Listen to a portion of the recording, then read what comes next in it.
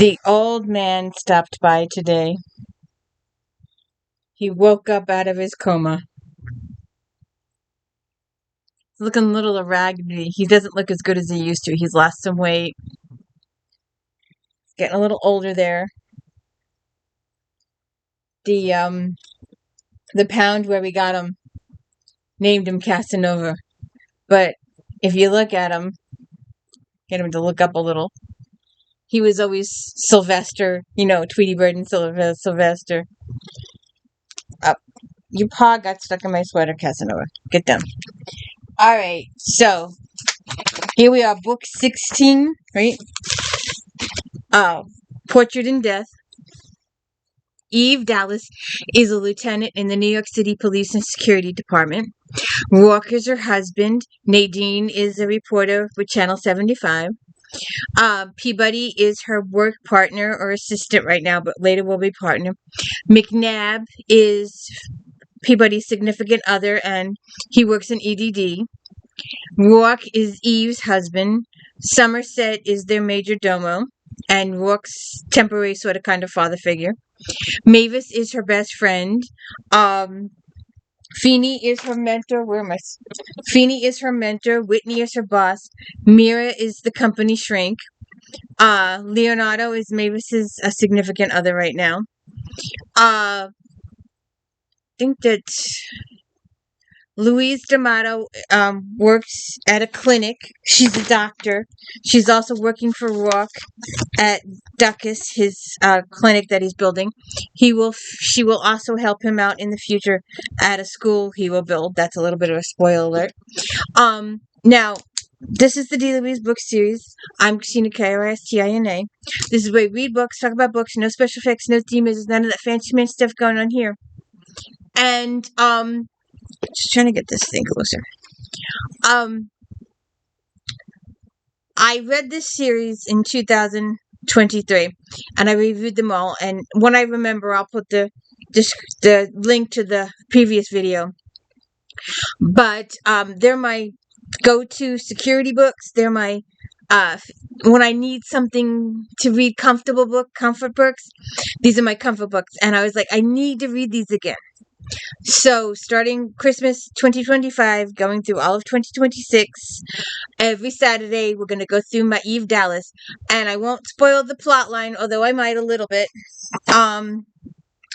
But I'm going to spoil the characters up the yin-yang. We're going to talk about the characters. We're going to read some character quotes. We're going to read some of the chapters. We're going to have a good time. So, let me just get this out of here. And as a connoisseur, Portrait in Death in hardcover, Portrait in Death in paperback, and I didn't bring them downstairs because it was just too much to deal with. I also have it on book on CD. Yes, I have all of these on. Depends on which version of the hardcover you get. The paperback is the most up-to-date version. There were some of the earlier ones where they did them for large print. And if you read a large print and do an audiobook, you will notice that there are paragraphs missing. She updated some of it later on. But the paperback is the most current version of the book. And they did re-release the first couple. We talked about that already. So, Portrait in Death, book 16. There's a couple of major incidents in this book. The Somerset gets hurt, and Roarke makes a discovery that blows his mind open. This woman comes up to him and says, "This," and he just loses it. And he tries really hard. He investigates it. She's a phony. She's a fraud. She's a fruitcake. And every single thing she said is true. And it blows his mind. And poor Eve is like, she doesn't know what's wrong with her husband. So she goes into a tailspin. She's trying to solve this case of this guy that's killing people and then setting them up to look like a painting. But So Eve starts the book off in a really, really, really, really good mood because Somerset's going on vacation. He's leaving. They're going to be alone. They're going to be alone and they're going to have sex all over the place. Not so quite. She's so excited. With a feline psychic sense when food was involved, the fat cat Galahad appeared out of nowhere to leap on the sofa beside her and stare at her plate with his dual-colored eyes. Mine! She forked up pancakes and stared back at the cat. Roarke may be an easy mark, pal, but I'm not. Probably already been fed too, she added as she propped her feet on the table and continued to plow through her breakfast. Bet you were down in the kitchen at dawn sidling around Somerset. She leaned down till they were nose to nose. Well, there won't be any of that for 3 beautiful mass-ag weeks. And do you know why? Because the skinny, tight-ass son of a bitch is going on vacation, far, far away. She almost sang it, riding on the bliss of knowing Roarke's majordomo, her personal nemesis, wouldn't be here to irritate her that night for many nights to come. And she's so excited. 3 weeks with no Somerset. I'm not sure the cat shares your jubilation, Roarke spoke from the doorway, where he was currently leaning on the jamb watching his wife. Sure he does. She scooped up more of the pancakes before Galahad could nose his way onto the plate. He's just playing it cool. I thought you had some interstellar honcho transmission to take care of this morning. Done. He strolled in, and Eve added to her considerable pleasure by watching him move. He could give the cat lessons, she mused, grinning at him. Come here, pretty boy. She fisted her hand in his shirt, gave him a yank, and sank her teeth into him. You're pretty damn chipper this morning. Damn straight. Chipper's my middle name. I'm going out to spread joy and laughter to all the world. What a nice change of pace. There was amusement riddled with his Irish in his voice. Perhaps you'll start now by going down with me to see Somerset off. That might spoil my appetite. Testing the polish of the pancakes. No, it doesn't. I can do that. I can go down and wave bye-bye. Nicely. I won't do the happy dance till he's out of sight. 3 weeks. I won't see his ugly face or hear the squeaky sound of his voice for 3 orgasmic weeks. I'm not sure about that, as both of you will miss sniping at each other. Will not. Tonight to celebrate, and to make no mistake, I'm going to celebrate. I'm going to lounge around the living room and eat pizza naked. Roarke's eyebrow ringed up. I'd certainly enjoy that. Get your own pizza. She shrugged into her jacket and have to wave bye-bye now. I'm due at Central. So, the cat scoots off. Somerset was bringing stuff up the stairs. He trips over the cat, falls down the stairs, and hurts himself. I tripped over the bloody cat. Gritting his teeth, he opened his eyes and did his best to smirk at Eve through the heat of the fall, was rapidly turning to a cold that made his teeth chatter. I imagine you think it's a pity I didn't break my neck. Thought crossed my mind. Lucid, she thought, with some relief, didn't lose consciousness. Eve, eyes a little glassy, she glanced over at Roarke as came with a blanket. They're on their way. He's coherent and pissy. I don't think there's any head injury. Take more than a spill down the stairs to crack the stone anyway. Tripped over the cat. And Roarke just stresses over Somerset for the first couple chapters. And while she's there, Nadine interrupts the whole thing. She's got a dead body she wants Eve to look at. So she calls about the dead body, and then she gets to the dead body. It's in a dumpster. It's hot. It's 110 degrees. It's summer. It smells. With some dignity, Poole straightened and stared at Roarke with his blackened eyes. The lock and seal's busted. Kids do that sometimes. It ain't my damn fault. Who the hell knows why kids do the shit they do? Probably busted it last night. Dumped some dead cat inside from the smell of it. I'm not paying because your locks are defective, Roarke. Mr. Roarke, save it. It's unlocked, unsealed, and they open it up and it's a dead body. So... Alright, let's go on here. And then, because Nadine had phoned her about the dead body, and had given her the lead. And because she had evidence, Eve had her taken into Central to give the testimony. Wasn't going to arrest her or anything, but likes to harass Nadine just a little bit. They like to go tit-to-tat. I called you, Nadine spat out. I notified you when I was under no obligation to do so. Then you cut me out, and you haul me in, and you treat me like a ghoul. I didn't cut you out. I did my job. I hauled you in here because you have information and I need, and you were being pissy. I was being pissy. Yeah, you were Christ. I need coffee. She pushed that bum past Nadine to her auto shop. And we will talk about this auto shop again. It will take, I can't tell you how many books. How many books will it take for it occurs to Eve that there is more in her auto chef than coffee? I can't tell you how many books. Nadine opened her mouth, closed it, then let out a puff of steam. Yes, if you respected me. Nadine, if I didn't respect you, I'd have a warrant in hand when I came into the lounge. Are you making it with that suit? As a matter of fact, I made copies of printouts before I handed to Delancey, where I would have been considerably earlier if Red hadn't nipped the fender of another car.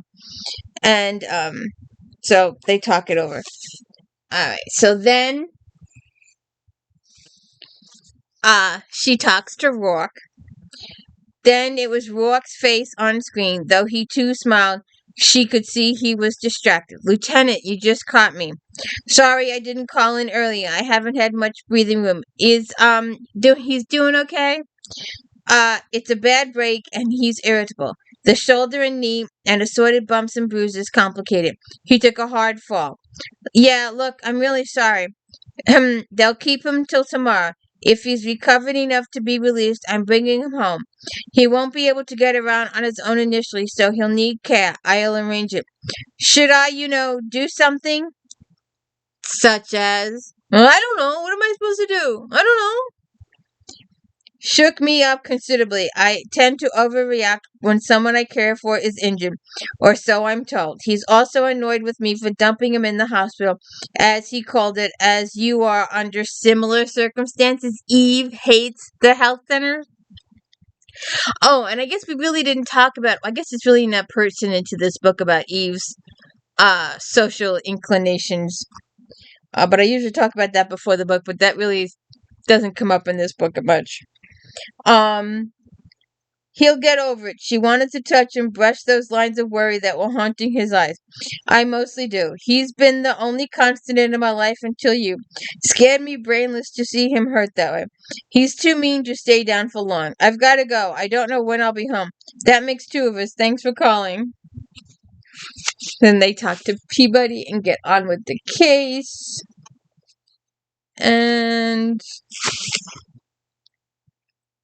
then she talks to Feeney. Feeney is her former mentor, and he's also the captain in EDD.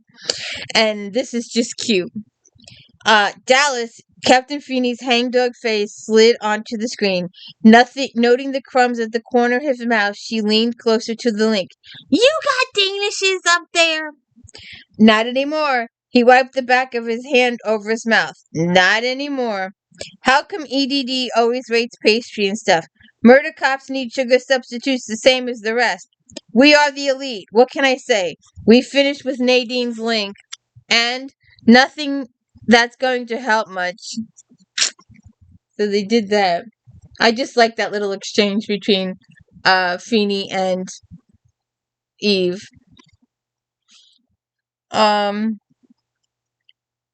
This is cute because Eve, like I said, had just finished talking to Feeney. Well, Peabody is connected with McNabb. He's her partner.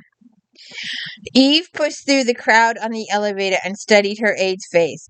I just got off the link with Feeney, his superior as I am yours.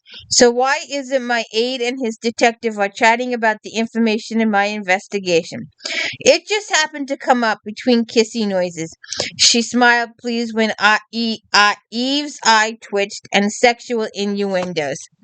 As soon as this case is closed, I'm putting in for a new aide, one who has no sexual drive whatsoever, and transferring you to files.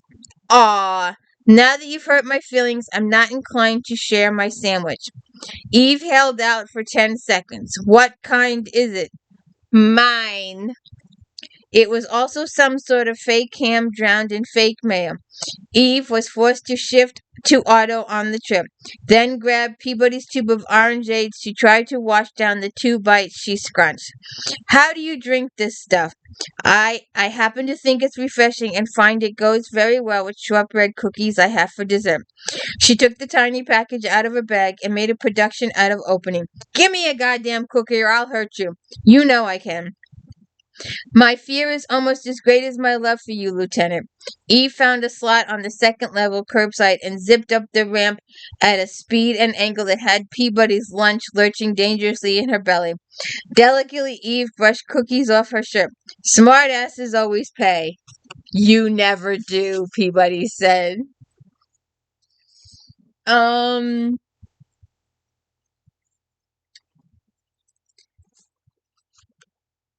so chapter.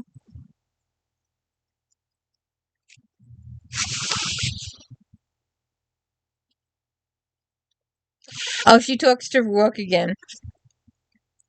Hello, Lieutenant. How's it going? Better than it was. Wine? Sure, I'll get it. She crossed over to the bottle he left on the table, poured a glass for herself. Been home long? I haven't, no, a few minutes. Did you eat? His eyes arched, his eyes beneath warming with humor. I did if one considers what's available at the hospital edible. And you? I caught something and yours couldn't have been worse than what I get at Central. So you went by to see Mr. Grayson Agility? He sends you equally fond thoughts. Rock sipped his wine, watched her over the rim, waited. Okay. How's he doing?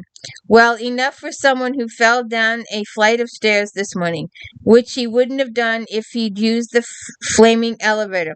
He snapped his fucking leg like a trip, ripped bloody hell out of his shoulder. Well, he closed his eyes again, tapped his fingers on the arm of his chair, opened his eyes again, and made her wonder if he went through the same routine when he was settling down after dealing with what he called one of her snits.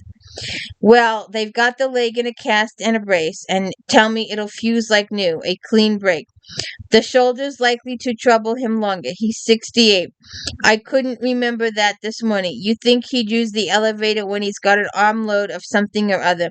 And why he'd bother with linens when he should have been getting himself out the door for holiday is beyond me. Because he's stubborn, tight-ass son of a bitch who has to do everything himself in his way. Well, so is he. So you're bringing him home tomorrow. I am. My ears are still ringing from his annoyance that he isn't home tonight. You'd think I'd locked him in a snake pit rather than seeing he's in a private suite at the best medical facility in the city. I should be used to that sort of thing. I guess you bitched to him about how I complain about when you dump me in a health center. Maybe the two of us can arrange for you to have some hospital time. Then Somerset and I can finally bond. What a happy day that'll be. Had a crappy day, haven't you, Ace? And they talk about it some more and get romantic and kissy face and all that kind of stuff. This was a cute little scene the next morning. He's doing Rourke has hollow meetings. He meets with his secretary doing holograms, and Carol. Galahad leaped out of Eve's arms, pranced over to the ribbon himself through Rourke's legs.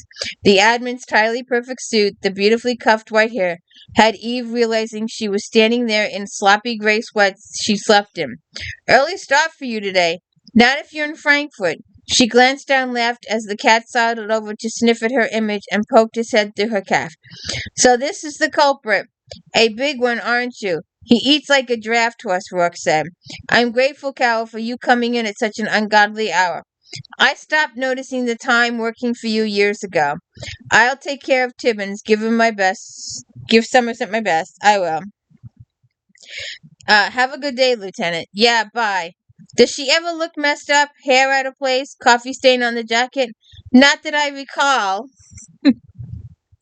Caro always looks good. Until she will be featured in a future book. Okay, then this cute little talk with Peabody. So, like I said, her and McNabb are becoming partners. Um, uh, let's see if I can find him. To save time, Eve swung by to pick up Peabody and headed straight for the lab. It was easier to squeeze results out of lab tech dickhead Berensky in person. Stopped in traffic, Eve studied her aide. The rosy cheeks and sparkling eyes didn't quite blend with the spit and polish of the uniform and the hard black cop shoes. Why are you smiling all the time? It's starting to make me nervous. Am I? Peabody kept on grinning. I guess I really enjoy wake up call this morning. That's a euphemism for. I know what it's a euphemism for, Christ. Eve punched through a gap in traffic, then braked away from the bumper of a rapid cab. Get your mind out of bed with the rest of you. But it really likes it there. It's all warm and soft, and she trailed off at Eve's fulminating look and studied the roof of the vehicle. Somebody didn't get their enjoyable wake-up call this morning. You know, Peabody, when you started to have regular sex, if such a term can be used to describe whatever it is that goes on with you, McNabb, I figured you'd stop thinking and talking about sex all the time. It isn't it nice to be surprised? But since it's making you grouchy, we'll talk about something else. How's Somerset?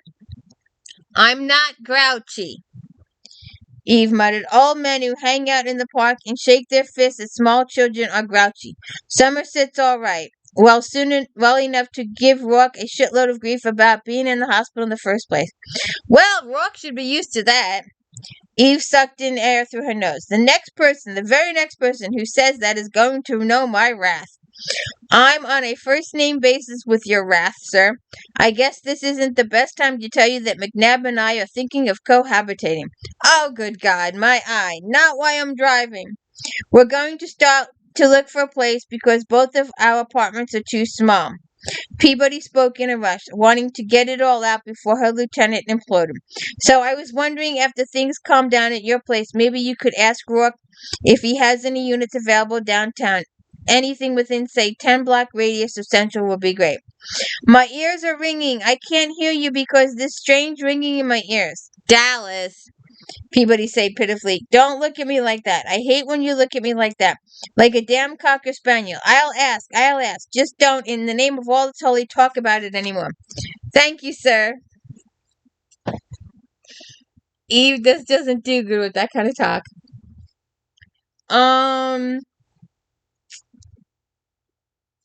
Then Somerset has returned home, and Mavis comes by, and Somerset needs rescuing from his home health aide.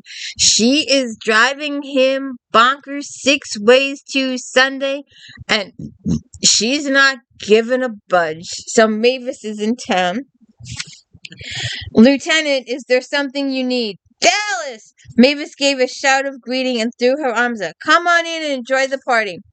Eve followed the direction of Mavis's hand and showed the colorful banner that shouted, Welcome home, Somerset, hanging between the elegant draperies on his windows. Only Mavis, Eve thought. Want a drink? We got ice fizzies. Non-alcoholic because, you know, hitchhikers in here too young to drink. How's it going? I'm totally mad. Absolutely. Oh, Leonardo and I got the word on what happened to Somerset. Poor sweetie pie. So we gathered up some fun stuff and zipped right over to keep him company. We were at the doctor's this morning, too, Leonardo continued to beam at Mavis. He draped in white, long, loose pants, loose shirt that flowed through his impressive body and gleamed against the gold tone of his skin. Are you sick? Mavis, is the baby sick or something? No, we're RRR. Rolling right along. We had a checkup deal, and we got pictures. Of what? Of the baby! Oh, well, I don't really have... I've got them right here, and they pull out the sonogram pictures. And Eve can't stand it. You wait. It's coming. They gotta do the classes. Eve and Roarke are going to be godparents, and they're going to do the classes, and Eve and Roarke do not want to do the classes, and they're just going to just like, oh, good God, we got to look at that stuff. We got to see that stuff. Oh, it's horrible. Eve has nightmares. So they spend a couple pages with Somerset, and the home health maid even gives Roarke a couple of things. And Somerset is begging for help. I'm not going to be put to bed like a toddler or spoon-fed or chuckled over by this person, Somerset snarled out the words. If I can't be left in peace in my own quarters, then I'll go somewhere else. I'll be left in peace. No, Somerset! Still on the arm of the chair, Mavis stroked his head. It's just for a few days. I've made my feelings on this matter abundantly clear. Somerset folded his lip and stared holes in Roarke. As have I mine, Roarke said. And as long as you're living under my roof and unemployed, well, that too can be rectified. Oh, you bet your ass. It wasn't Rourke's response, one that was music to Eve's ears, that had her stepping forward. It was the tone, thick with Ireland, that warned her he was about to snap. Okay, everybody. You, she pointed at Spence, take 5. I don't believe. Take 5. Now, Mavis Leonardo, give me a minute here. Sure. You too. And, Somerset and Eve have words, and she's like, you keep your mouth shut. Personally, I don't care if you roll yourself out of here in that chair and get mowed down by a maxi bus, but he does. He spent the last, 36 hours or so worried sick about you, arranging things, rearranging things, so you'd be comfortable and be happy as your demon soul allows you to be. You scared him, and he doesn't scare it easily. I hardly think. Shut up. You don't want to be in the hospital, okay. They've got a point of agreement. You don't want the PA? She smiles too damn much. You'll take care of that in no time. I wouldn't want her either, and I'd kick about it some too. But if I came out of my own little bitch world long enough to see how miserable it was making Roarke, I'd put a plug in it. And that's what you're going to do. I'll put one in for you. He needn't worry about me. Maybe not, but he will, and you know it. He loves you, and it rips when someone he loves is hurt. And she makes her point to Somerset. Be a good boy and deal with it, because Roarke is stressed over you. So then Roarke is with Louise D'Amato, and he's touring Docus, the facility that he set up for women, battered women needing shelter, a place for them to go for needing help. And then, of course, like I said previously, he will do the school. Maybe we'll talk about the school for quite a few books later on. So she tours him with the school, and whilst he's there, Roarke, this is Moira O'Banion, our head crisis counselor. You two have something in common. Moira's origins from Dublin, too. Yes, Roarke said, so I can hear. It does stick with you, doesn't? Moira offered a hand. I've lived in America 30 years and never have shaken it. And they talk in some Gaelic, whatever. And then Moira asks to speak with Roarke privately. And she tells him the news of her life, of his life. She changes his world forever and ever. And he doesn't believe her, and he gets angry. And they go through the blackmailing and all that kind of stuff.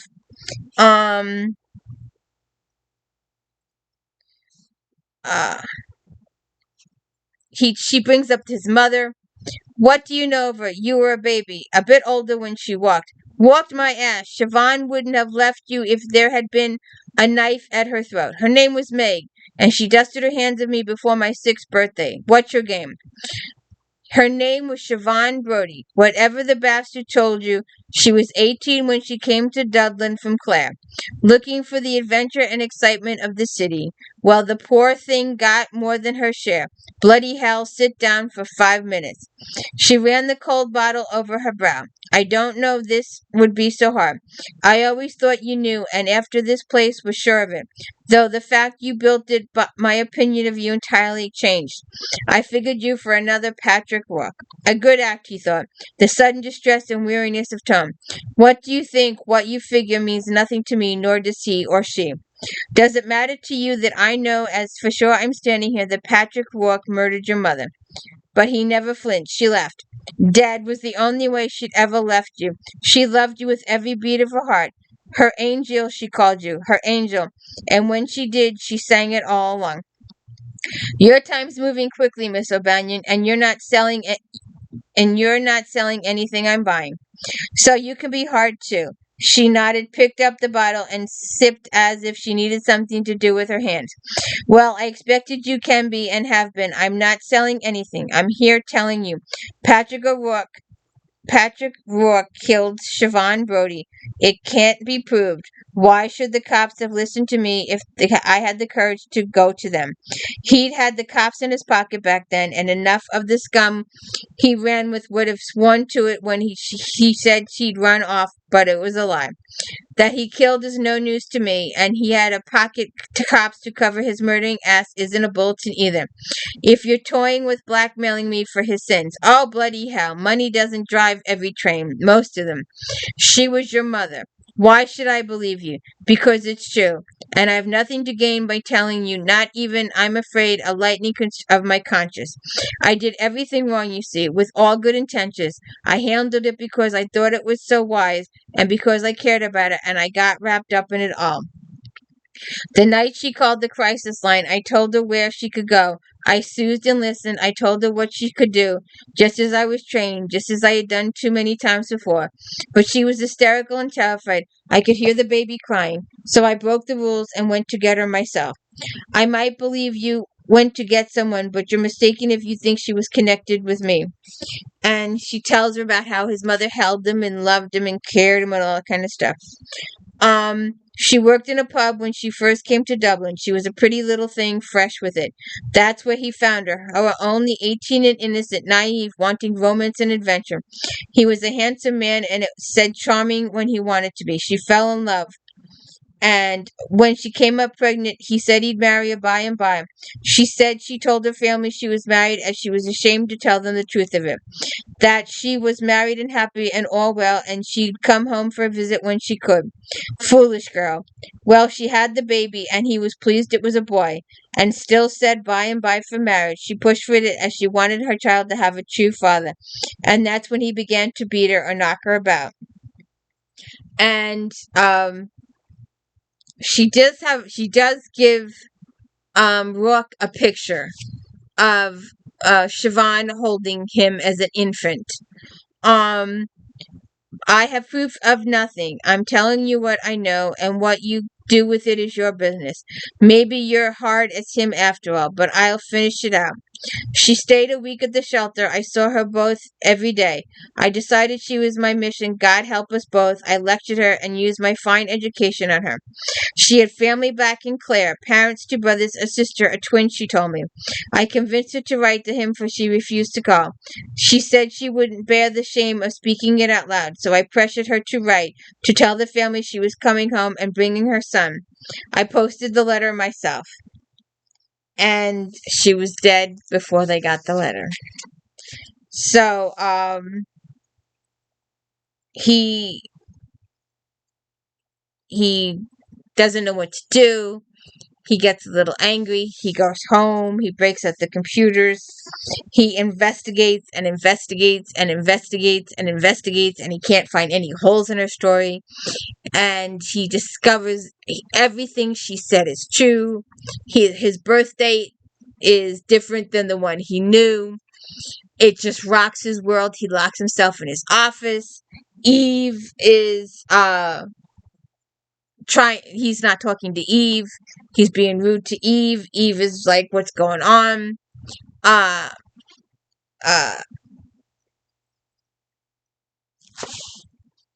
He's still investigating.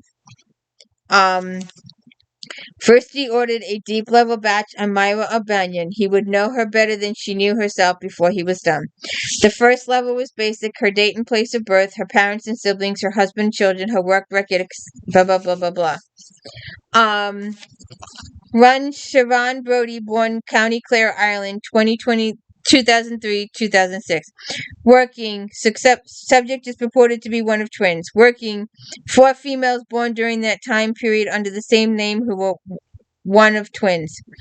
Match, image Siobhan Brody, September 5, 2023. She shimmered into the screen, filled with her pretty face, her shy smile. Her hair was bright, bold red, and smoothly back from her head. Her eyes soft green, her skin all roses and milk. Younger, Roarke thought, than his gut twisted, a year or two younger than the picture he'd seen in Myra O'Banion's office.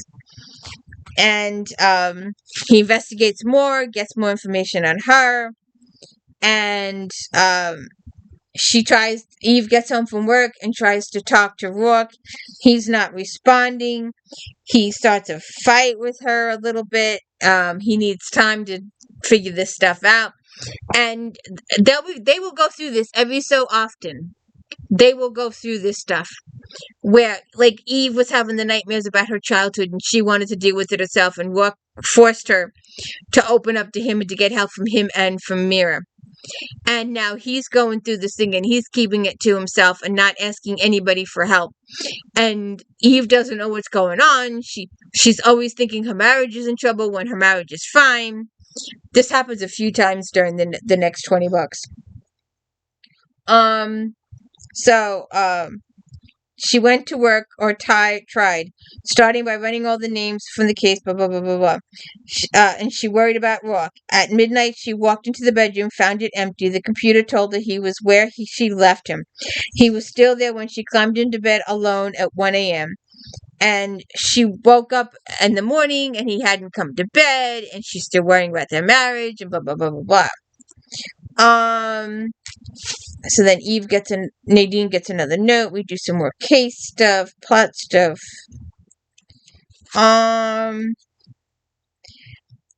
Roarke is still researching himself. There was no marriage record, though from what he was beginning to know about Siobhan, he imagined she'd believe that she'd been morally read. But he'd found his own birth record, something he'd never troubled himself to dig out before.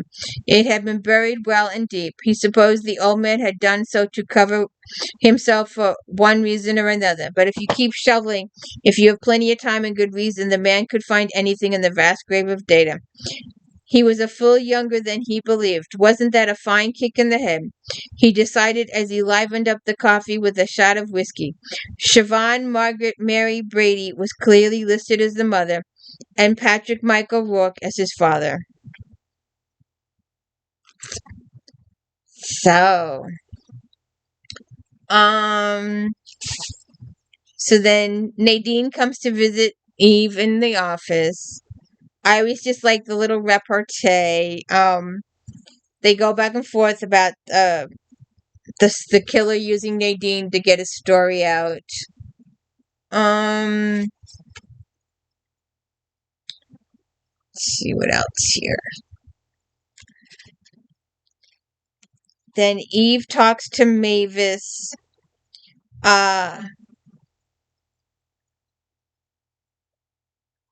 Somerset, no, he's coming along. At least she figured he was. She hadn't checked. Was it her turn to check? How was she supposed to keep up? For God's sakes, maybe you're going by there today? Gonna, poor thing. Trina and I are going by. Maybe give him a face and hair treatment. What do you think?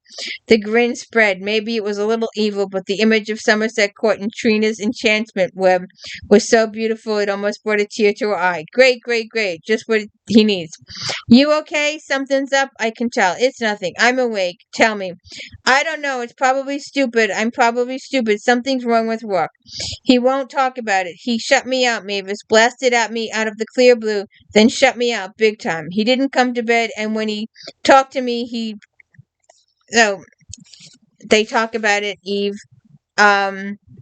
Mavis tells her to get naked, solve the problem with the sex. See what happens. So then we have puberty. Let's see what I have here. Let me see what this says.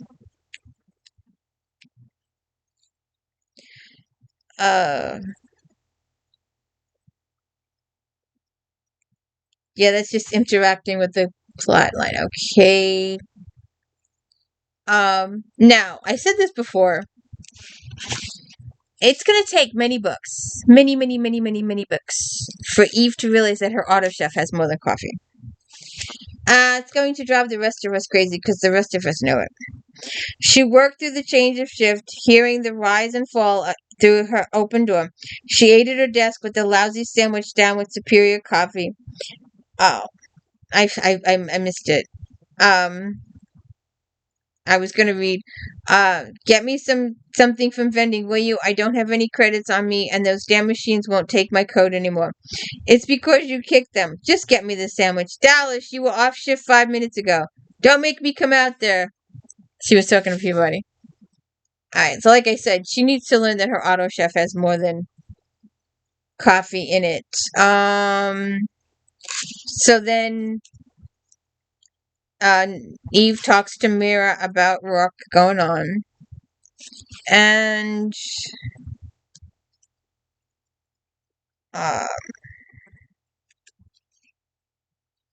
then Roarke has it out with Somerset over PA spend. She's giving him a hard time. Somerset doesn't want no part of it, and Roarke bites their heads off too. He's in a mood. Something's going on, and he won't tell anybody. That's that. All right. Let's see. What? Mother of God, my eyes. Block the video for sweet's sake. Queen, something's wrong with Roarke. He's not well. What do you mean? He's sick? I said he's not well. I expect you to do something about it. Oh, because when Roarke came in with PA Spence and Mavis and Trina, he just blew it up.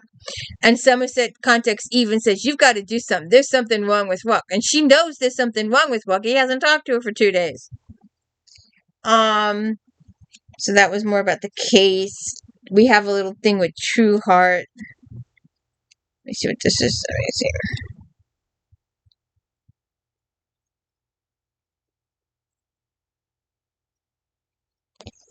Alright, so then Roarke comes clean. Okay.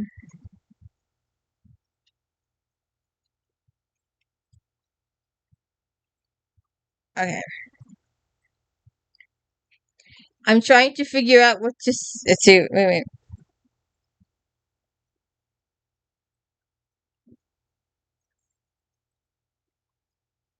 She thinks he's like, are you losing all your money? He's like, no. Wait a second. It has to do with my mother. Oh, of all the things that had gone through her mind, she hadn't been so much as a blip on the radio. Does she contact you? Does she want something? If she's giving you some grief, I can help. Flash the badge, whatever. No, she didn't contact me. She's dead. She opened her mouth, shut it again, shaky ground, she thought. Family deals were always shaky ground. I'm trying to figure out what to say. I'm sorry if you are, but you haven't seen her since you were a kid, right? You said she walked out and that was that. That's what I said, yes, and that's what I believed. All this time I believed, but it happened. The woman who walked out wasn't my mother. I thought she was, and that was that. I've learned differently. How did you learn?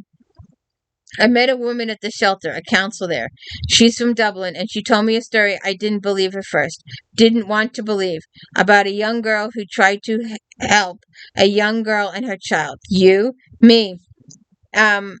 A farm in the west. She'd come to Dublin for adventure and to work, and she met Patrick Roarke, and he told her the rest. You verified it? The counselor, everything she told you? You sure it's not some scam?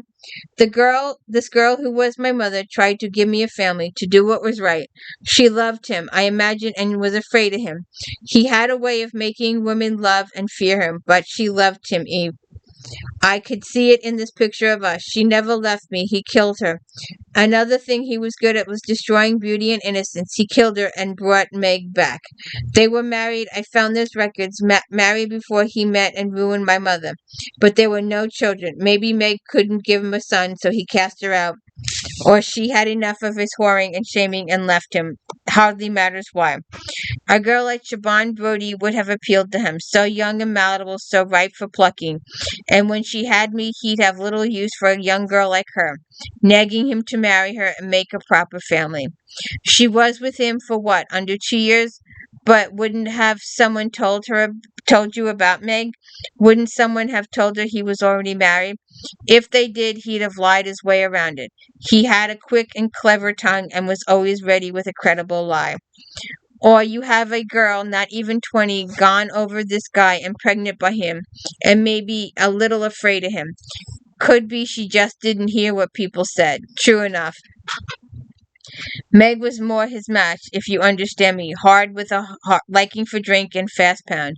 Siobhan, she would have irritated him eventually, simply because of what she was, but nobody walked out on Patrick Rourke, and to take a son, the symbol of his virility, no indeed, that wouldn't be permitted. She had to be punished for trying. And, so they talk it out some more. And then Rourke goes to Ireland and he talks to his best friend Brian, and they investigate the case. And I wanted to read that part to see if I can find it.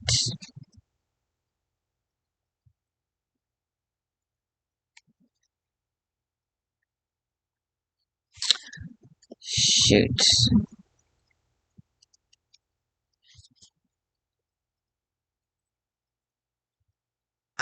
Oh, when he gets split ass drunk. Alright. Calls E from Ireland. He's drunk as a skunk. Then we have interaction with Louise again and Charles. Right. So then he goes to his mother's house and knocks on the door, and his mother's twin answers. My name is Rourke. I know who you are. Her voice held a strong West County accent. I suppose you'd best come in. I'm sorry to disturb you. Do you plan on disturbing me? I'm in the kitchen. There's still tea from breakfast. So the claims you've money coming out of your ears and other places are true then. I'm well set. Well set, it's a veritable term, isn't it? Depending on where you're standing. Have a seat, Rourke. Will you have biscuits with me? Tea? No, thank you. I'm fine. Well, I will. Don't get much of a reason to eat a biscuit in the middle of the day. Might as well take advantage of it when I do. She dealt with the homey chores and had him wondering if she was giving them both time to settle. The tea was in a plain white pot, and the biscuits she put on a pretty blue plate. Yours is a face I never expected to see at my door. With the chores done, she sat, chose a biscuit. So why have you come? I thought I felt I didn't know about you, about Siobhan, until a few days ago. Know what?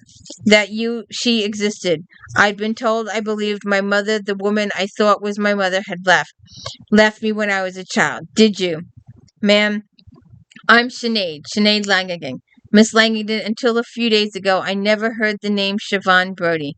I thought my mother was Meg, and I don't remember her particularly well. She had a hard hand, and she walked out, leaving me with him. Your mother, your true mother, wouldn't have left you if there'd been a breath in her body. I know it. He killed her. I don't know what to say to you. She set her cup down. Tell me the story as you know it. That's what I want to hear. And they talk about the situation there. And then Eve is with Feeney. And she breaks down and tells Feeney what's going on with Rourke. And you disappoint me. What am I supposed to do? I'm in the middle of this investigation. He says he's going to Ireland. He won't wait. He won't give me time to figure things out. Or he can't wait. I get that. He's got a problem and he wants to deal it straight off. One of those marriage rules is if one of you's in pain or in trouble, you're not alone in it. You're suffering here, him there. That doesn't work for either of you. Well, he left. He was on his way out when he told me. For Christ's sakes, I'm still pissed about it. So you should be out the door behind him. I'm supposed to go to Ireland now? He said he didn't want me there. If he did, he's lying. That's a man for you, kid. We can't help it. You think he needs me there? I do. So Feeney says he'll take over the case for her for the couple days she's gone. And she jumps on Somerset calls up one of the chapters. And uh, she heads over to Ireland, and he's with these people. He spent the night. He needed to call Eve. He looked across the field, across the silvered mist and gentle rise of the aching green. Rather than pull out his pocket's link, he continued to toy with the button. He didn't want to call her. He wanted to touch her, to hold her, just to anchor himself again. That little gray button that he's been carried around since Naked in Death.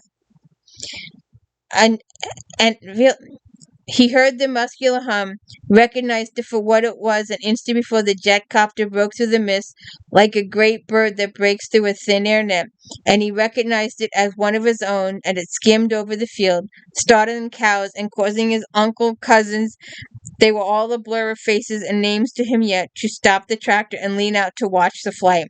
His first reaction was a quick clutch in the gut. Eve, something happened to Eve. His knees went weak at the thought as the copter arrowed down for a landing. Then he saw her, the shape of her in the cockpit beside the pilot. The choppy cap of hair, the curve of her cheek, pale naturally. She hated riding in those machines. And he couldn't move, couldn't seem to, as he's so struck by the sight of her, striding across the green, casting a wary look at the cows over her shoulder before her eyes met his, held his. I was just wishing for you, he said, and here you are. Must be your lucky day, Ace. Eve. Oh God, Eve. Everything's okay. It's okay. You landed in a field of cows in a jet copter. You're telling me. You must love me madly. I must. Thank you. You're welcome, but you missed a spot. That's better. Much Eve. We've got an audience. The cows don't mind. Don't talk about the cows. They creep me out. When she left, she nodded over her shoulder. Two-legged audience. He saw Sinead by the rambling roses and eyebrow cock. This is my wife. This is my Eve. Well, I hope she's yours, the way you've got a hold of her. The tall girl, isn't she? Quite handsome, too. Looks like she suits you. She does. And she meets the family. And then we gotta go solve the case. Portrait in Death. I love these books. I love these books so much. Look forward to the next one. Join me every Saturday this year for readings of our characters. Screw the plotline. I'll put the link in for the review that we talk about the plotline. These are my characters. These are my go-to peeps. I hope you have a good evening.